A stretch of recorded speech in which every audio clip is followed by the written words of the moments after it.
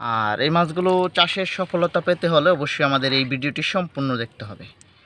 এই সমস্ত মাছ চাষ করার ক্ষেত্রে দেখা যায় আপনারা ট্যাংরা, গুলশা বা ক্যাটফিশ জাতীয় যে সমস্ত মাছগুলো চাষ করেন সেই সমস্ত মাছের সাথেও চাষ করা যায়, এবং কি আপনারা যদি চান এককভাবে চাষ করার জন্য অবশ্যই করতে পারবেন। কিন্তু সবচেয়ে ভালো হয় কাদামাটি পুকুরে কম থাকা, যেরকম 3 থেকে 4 ইঞ্চি কাদামাটি থাকলে তাহলে দেখা যায় এই মাছটি ধরার জন্য খুবই সুবিধা হয়। আর আপনারা দেখতে পাচ্ছেন এখানে যে মাছগুলো অরিজিনাল পিওর তারাবাইম, এই মাছগুলো 5 থেকে 6 মাস আপনার 40টা থেকে 50টা কেজি আসবে। আর যদি 1 বছর রাখেন তাহলে 25টা থেকে 30টা কেজি আসবে। অনেকেই বলে 20টা বা 30টা কেজি, 20টা বা 15টা কেজি আসে, এগুলো হয় না। মূলত যা আসবে আমি তাই বললাম আপনাদেরকে।